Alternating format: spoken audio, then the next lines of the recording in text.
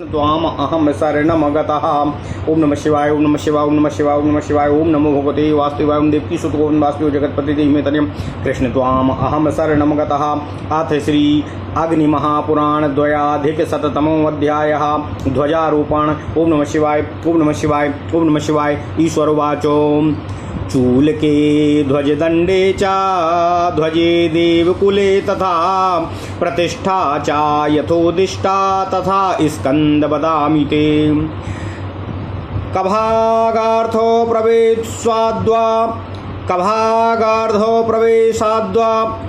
यद्वा सर्वार्ध सेवनात् ऐष्टके दारुजः शूला शैलजे धाम्नि शैलजः वैष्णवादो चा चक्राढ्या कुंभास्यान् मूर्तिमानतः सा च त्रिशूलयुक्तस्य अग्रचूलाभिधूमतः ईशशूला समाख्यातो मूर्ध्नि लिंग समन्वितः बीजपूरक युक्तो वा शिवशास्त्रेषु तद्विधा चित्रो ध्वजश्च जंघातो यथा जंघार्धतो भवेत् भविष्वा दण्डमानस्तु यदि वा तद्यदृच्छया महाध्वजा समाख्यातो यस्तु पीठस्य वेष्टकः शक्रैर्ग्रहैरसैर्वापि हस्तैर्दण्डस्तु संमिता उत्तमादिक्रमेण एव विज्ञेयः सूरिभिस्तथा वंशजः सालजादिर्वा सह दण्डा सर्वकामदः आयमारोप्यमाणस्तु भङ्गमायाति वै यदि राज्ञो निष्टं विजानीयाद्यमजानस्य वा तथा मन्त्रेण बहुरूपेण पूर्ववच्छान्तिमाचरेत् द्वारपालादि पूजां च मन्त्रणां तर्पणं तथा। ओम नमः शिवाय ओम नमः शिवाय ओम नमः शिवाय। ओम नमो भगवते वासुदेवाय ओम देवकी सुत गोविंद वासुदेव जगतपति देहिमेतन्यम कृष्ण त्वाम अहम शरणम गतः। ओम नमः शिवाय ओम नमः शिवाय ओम नमः शिवाय। ओम नमो भगवते वासुदेवाय ओम देवकी सुत गोविंद वासुदेव जगतपति देहिमेतन्यम कृष्ण त्वाम अहम शरणम गतः। विधाय चूलकम दण्डं स्नापयेदस्त्रमन्त्रतः अनेनैवोक्तमन्त्रेण ध्वजं सम्प्रोक्ष्य देशिकः मृत्सायादिभिस्नानं प्रसादं कारयेत्ततः विलिप्य रसमाच्छाद्य शय्यायामन्यस्य पूर्ववतो चूलके लिंगे वन्यासो न च ज्ञानं न च क्रियाः विशेषार्था चतुर्थी च न च कुण्डस्य कल्पना दण्डे तथार्थतत्त्वं च विद्यातत्त्वं द्वितीयकं सद्यो जातादिवक्त्राणि शिवतत्त्वं पुनर्ध्वजेः निष्कलं च शिवं तत्रो न्यासाङ्गानि प्रपूजयेत् चूलके च ततो मन्त्री सान्निध्ये संहिताणुभिः होमयेत प्रतिभागं च ध्वजेतस्तु फडन्तकैः अन्यथापि कृतं यच्च ध्वज संस्कारणं क्वचित् अस्त्रयाग विधावेवं तत्सर्वमुपदर्शितं प्रासादे कारितस्थाने श्रागवस्त्रादि विभूषिते जङ्घावेदी तदूर्ध्वे तु त्रितत्त्वादि निवेश्य च होमादिकं विधायातो शिवं सम्पूज्य पूर्ववतो सर्वतत्त्वमयं ध्यात्वा शिवं च व्यापकं न्यसेत अनन्तं कालरुद्रं च विभाव्या च पदाम्बुजे कूष्माण्डहाटकौ पीठे पातालनरकैः पुनः भुवनैर्लोकपालैश्च शतरुद्रादिभिर्वृतं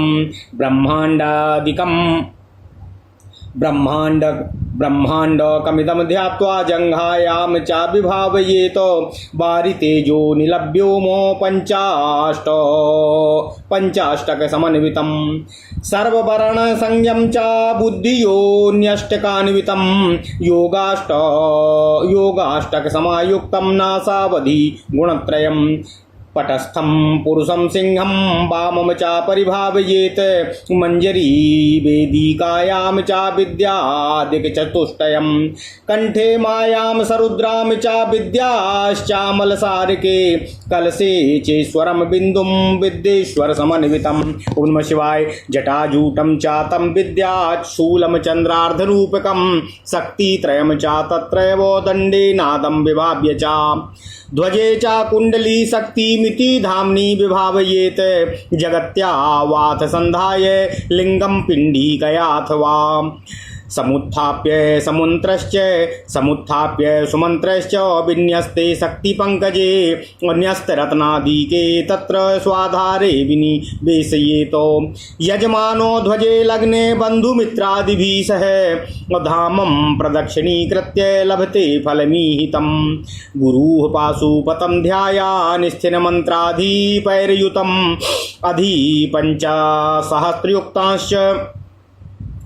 अधि पाञ्चस्त्रयुक्तांश्च रक्षणाय निबोधयेतो ऊनादिदोषशान्त्यार्थं हुत्वा दत्त्वा च दिग्बलिं गुरुवे दक्षिणां दद्याद्यजमानो दिवव्रजेतो प्रतिमालिङ्गवेदीनां यावन्तः परमाणवः तावद्युगसहस्राणि कर्तुर्भोग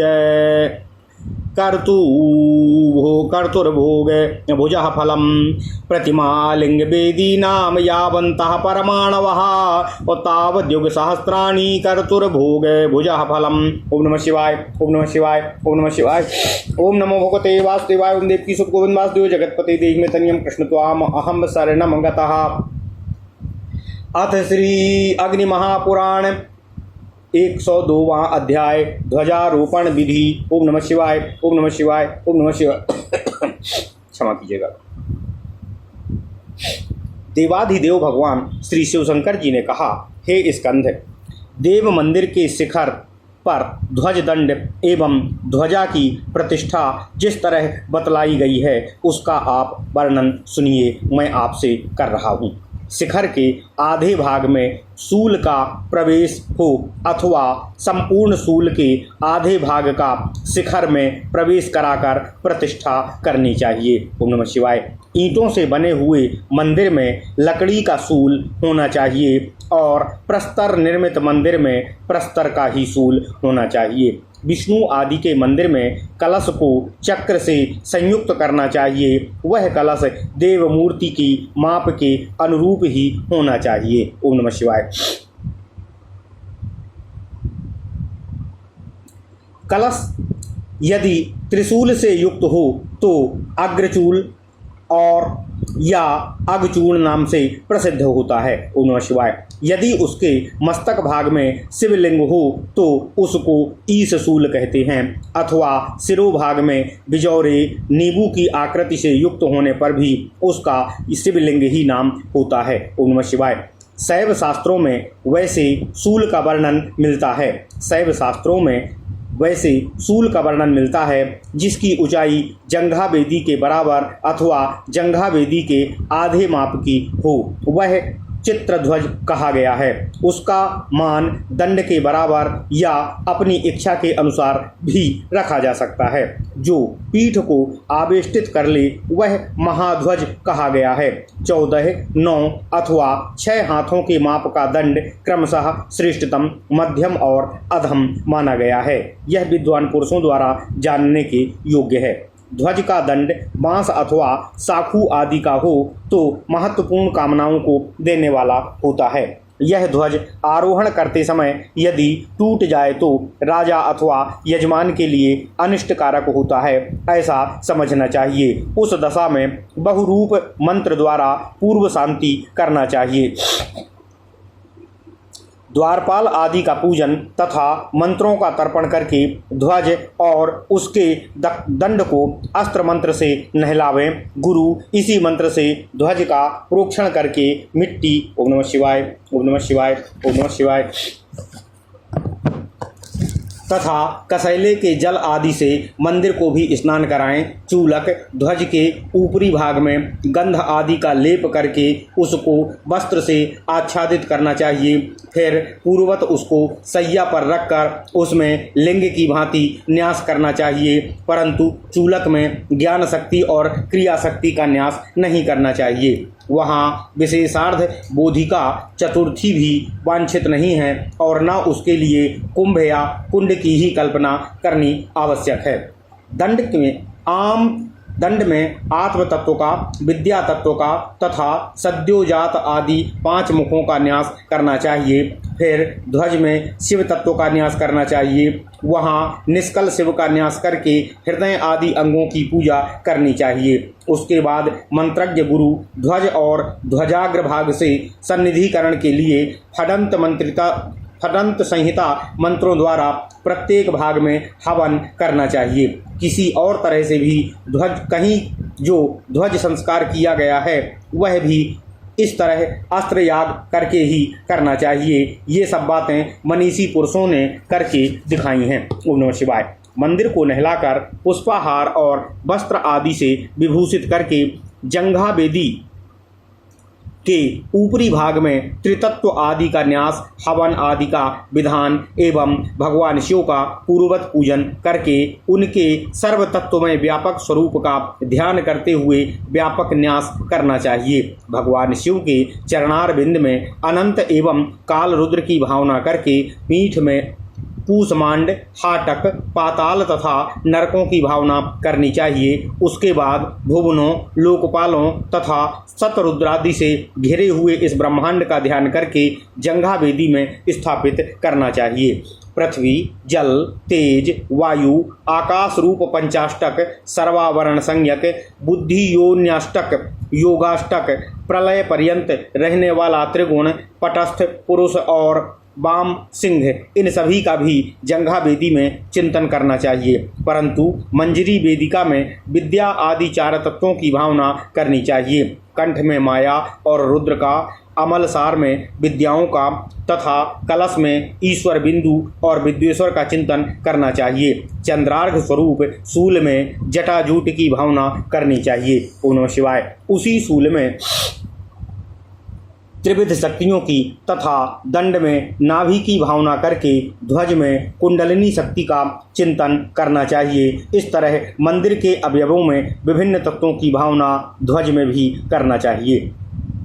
जगती से धाम, प्रासाद या मंदिर का तथा पिंडिका से लिंग का संधान करके शेष सारा विधान यहाँ भी पूर्ववत ही करना चाहिए। इसके बाद गुरु वाद्यों में मंगलमय घोष तथा वेद ध्वनि के साथ मूर्ति घरों सहित शिव रूप मूल वाले ध्वज दंड को उठाकर जहां मंत्रोच्चारण पूर्वक शक्तिमय कमल का न्यास हुआ है तथा रत्न आदि पंचक का भी न्यास हो गया है, वहां आधार भूमि में उसको स्थापित कर देना चाहिए। जिस समय प्रासाद शिखर पर ध्वज लग जाए तत्पश्चात यजमान अपने मित्रों और बंधुओं आदि के साथ मंदिर की परिक्रमा करके अभीष्ट फल का भागी होता है। गुरु को अस्त्र आदि के साथ पाशुपत का चिरकाल तक चिंतन करते हुए उन सबके शस्त्र युक्त अधिपतियों को मंदिर की रक्षा के लिए निवेदन करें और न्यूनता आदि दोष की शांति के लिए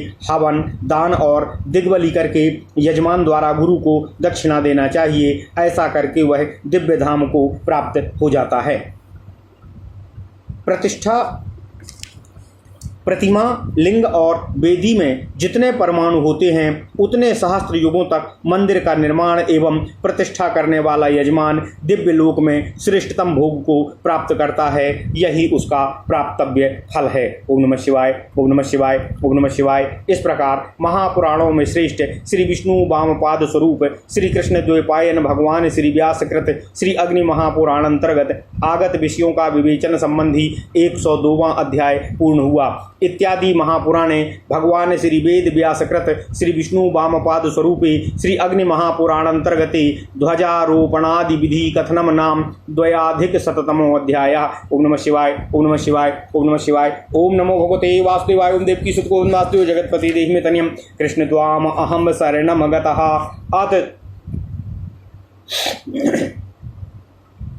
अथ श्री अग्नि महापुराण त्रयाधिक शततमो अध्याय जीर्णोद्धार विधि। ओम नमः शिवाय, ओम नमः शिवाय, ओम नमः शिवाय। ओम नमो भगवते वासुदेवाय। ओम देवकी सुत गोविंद वासुदेव जगतपति देहि में तनियम कृष्ण त्वाम अहम शरणम गतः।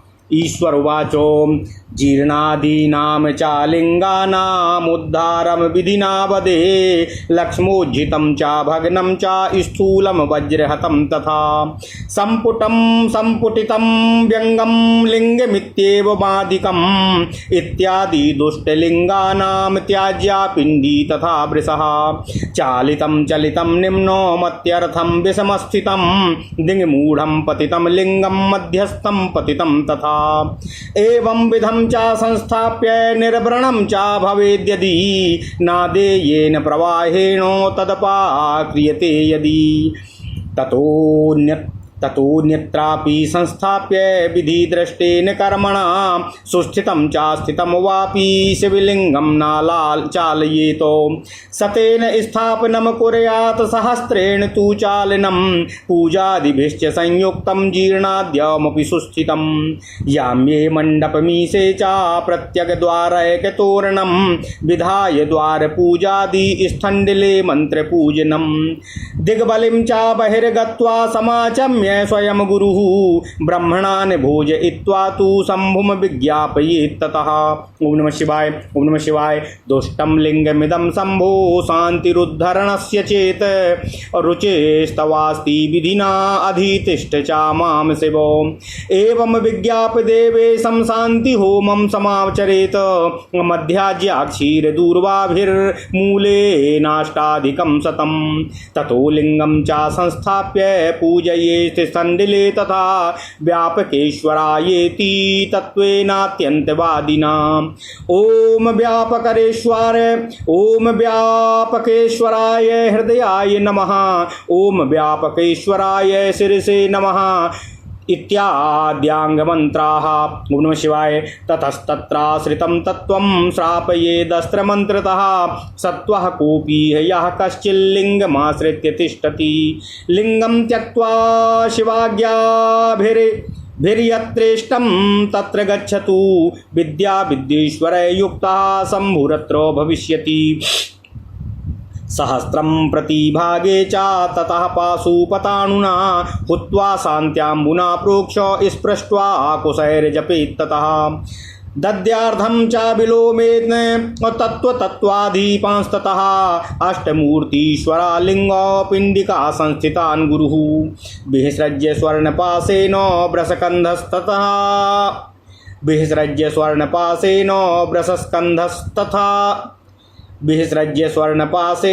वृषस्कन्धस्तथया तथा रज्ज्वा बद्ध्वा तथा नीत्वा शिवमन्त्रं गृणञ्जनैः तज्जले निक्षिपेन मन्त्री पुष्टयर्थं जुहुयाच्छतं तृप्तये दिक्पतीनां च वास्तु शुद्ध्यै शतं शतं रक्षां विधाय तद्वाम्नि महापाशुपतास्तत्रः लिङ्गमन्यत्र तस्तत्र विधिवत्सापयेद् गुरुः असुरैर्मुनिभिर्गोत्रैर्स्वतन्त्रदिभिः प्रतिष्ठितं जीर्णं वाप्यथ वा भग्नं अविधिनापि न चालयेत् ओम नमः शिवाय ओम नमः शिवाय ओम नमः शिवाय ओम नमो भगवते वासुदेवाय ओम देवकी सुतकोन वासुदेव जगत्पते देहि मे तनियं कृष्ण त्वाम अहम शरणं गतः एष एव विधि कार्यो जीर्णधाम समुद्रत खंगे मंत्रगणं न्यस्य कारयेन मंदिरान्तरं संकोचे मरणं प्रोक्तं विस्तारे तु धनक्षयः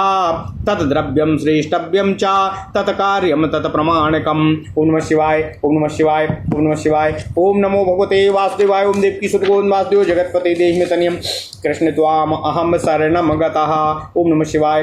अथ श्री अग्नि महापुराण 103वां अध्याय जीर्णोद्धार विधान। ओम नमः शिवाय ओम नमः शिवाय ओम नमः शिवाय। देवाधिदेव भगवान श्री शिव शंकर जी ने कहा, हे स्कंध, जीर्ण आदि लिंगों के विधिवत उद्धार का तरह मैं बता रहा हूँ, जिसका चिन्ह मिट गया हो, जो टूट फूट गया हो, मैल आदि से स्थूल हो गया हो, वज्र से आहत हो, संपुटित बंद हो, फट गया हो, जिसका अंग भंग हो गया हो, तथा जो इसी तरह के अन्य विकारों से प्राप्त हो, ऐसे दूषित लिंगों की पिंडी तथा वृषभ का तत्काल त्याग कर देना चाहिए। ओम नमः शिवाय। जो शिवलिंग किसी के द्वारा चालित हो या स्वयं चलित हो, अत्यंत नीचा हो गया हो, विषम स्थान में स्थित हो, जहाँ दिग्मोह होता हो, जो किसी के द्वारा गिरा दिया गया हो अथवा जो मध्यस्थ होकर भी गिर गया हो, ऐसे लिंग को पुनः ठीक से स्थापना कर देने चाहिए। परंतु यदि वह व्रणहीन हो गया हो तभी ऐसा किया जा सकता है। यदि वह नदी के जल प्रवाह द्वारा वहाँ से अन्यत्र हटा दिया जाता है तो उस स्थान से अन्यत्र भी शास्त्रीय विधि के अनुसार उसकी स्थापना की जा सकती है।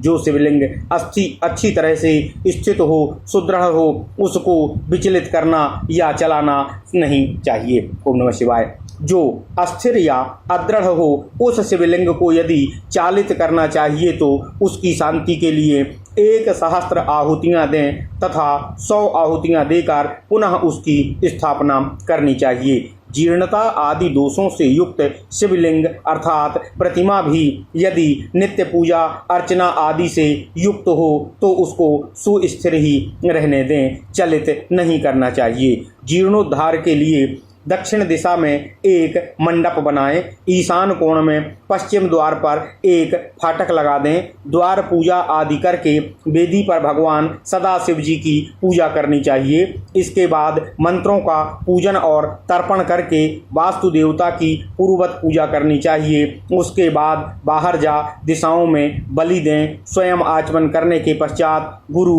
ब्राह्मणों को भोजन करावें। तत्पश्चात देवाधिदेव भगवान श्री शिव शंकर जी को इस तरह विज्ञप्ति देना चाहिए। ओम नमः शिवाय। हे शिव शंभो, यह लिंग दोष युक्त हो गया है, इसके उद्धार करने से शांति होगी, ऐसा आपका वचन है, इसलिए विधि पूर्वक इसका अनुष्ठान होने जा रहा है। हे प्रभु शिव, इसके लिए आप मेरे अंदर स्थित होइए और अधिष्ठाता बनकर इस कार्य का निष्पादन करने की कृपा कीजिए। हे देवेश्वर शिव को इस तरह विज्ञप्ति देकर मधु और घृत मिश्रित खीर एवं दूर्वा द्वारा मूल मंत्र से 108 आहुतियाँ देकर शांति हवन का 108 आहुतियाँ देकर शांति हवन का कार्य संपन्न करना चाहिए। उसके बाद लिंग को स्नान कराकर वेदी पर इसकी पूजा करनी चाहिए। पूजन काल में ओम व्यापकेश्वराय शिवाय नमः, ओम व्यापकेश्वराय शिवाय नमः, ओम व्यापकेश्वराय शिवाय नमः इस मंत्र का उच्चारण करना चाहिए। अंग पूजा और अंग न्यास के मंत्र इस तरह हैं। ओम व्यापकेश्वराय हृदयाय नमः, ओम व्यापकेश्वराय वसट, ओम व्यापकेश्वराय कवचाय हुम, ओम व्यापकेश्वराय नेत्रत्रयाय वसट, ओम व्यापकेश्वराय अस्त्राय फट। तत्पश्चात उस शिवलिंग के आश्रित रहने वाले भूत को अस्त्र मंत्र के उच्चारण पूर्वक सुनावें। यदि कोई भूत प्राणी यहाँ इस लिंग का आश्रय लेकर रहता है, वह भगवान शिव की आज्ञा से इस लिंग को त्याग कर जहाँ इच्छा हो वहाँ चला जाए। अब यहाँ विद्या तथा विद्येश्वरों के साथ साक्षात भगवान शंभु ही निवास करेंगे। इसके बाद पाशुपत मंत्र से प्रत्येक भाग के लिए 1000 आहुतियाँ देकर शांति जल से उनका प्रोक्षण करना चाहिए। फिर कुशों द्वारा स्पर्श करके कथित मंत्र को जपें। तत्पश्चात विलोम क्रम से अर्घ्य देकर लिंग और पिंडिका में स्थित तत्वों, तत्वाधिपतियों और अष्टमूर्तीश्वरों का गुरु स्वर्ण पास से विसर्जन करके वृषभ के कंधे पर स्थित रज्जु द्वारा उसको बांध कर ले जाए तथा जन समुदाय के साथ भगवान शिव का कीर्तन करते हुए उस वृषभ नंदिकेश्वर को जल में डाल देना चाहिए। फिर मंत्रज्ञ आचार को पुष्टि के लिए 100 आहुतियाँ देनी चाहिए। दिक्पालों की तृप्ति तथा वास्तु आदि की शुद्धि के लिए भी 100 आहुतियों का हवन करना चाहिए। तत्पश्चात महापाशुपत मंत्र से उस मंदिर की रक्षा की व्यवस्था करके गुरु को वहाँ विधि पूर्वक दूसरे लिंग की स्थापना करनी चाहिए। असुरों, मुनियों, देवताओं तथा तत्ववेत्ताओं द्वारा स्थापित जीर्ण लिंग या भग्न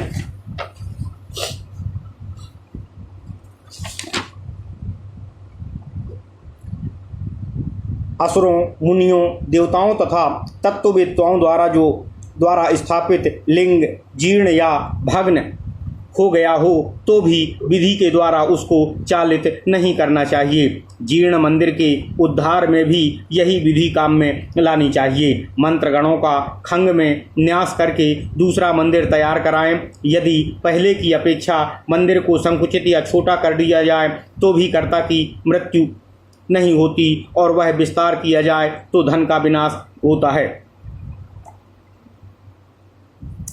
पहले की अपेक्षा मंदिर को संकुचित या छोटा कर दिया जाए तो कर्ता को हानि होती है और विस्तार किया जाए तो धन का विनाश होता है। इसलिए प्राचीन मंदिर के द्रव्य को लेकर या और कोई श्रेष्ठ द्रव्य लेकर पहले के मंदिर के बराबर ही उस स्थान पर नूतन मंदिर का निर्माण कराना चाहिए। ओम नमः शिवाय। इस प्रकार महापुराणों में श्रेष्ठ श्री विष्णु वामपाद स्वरूप श्री कृष्ण द्वैपायन भगवान श्री व्यासकृत श्री अग्नि महापुराण अंतर्गत आगत विषयों का विवेचन संबंधी 103वां अध्याय पूर्ण हुआ। ओम नमः शिवाय। इत्यादि महापुराणे भगवान श्री वेद व्यासकृत श्री विष्णु वामपाद स्वरूपे श्री अग्नि महापुराण अंतर्गते जीर्णोद्धार विधि कथनम नाम त्रयाधिक शततमो अध्याय।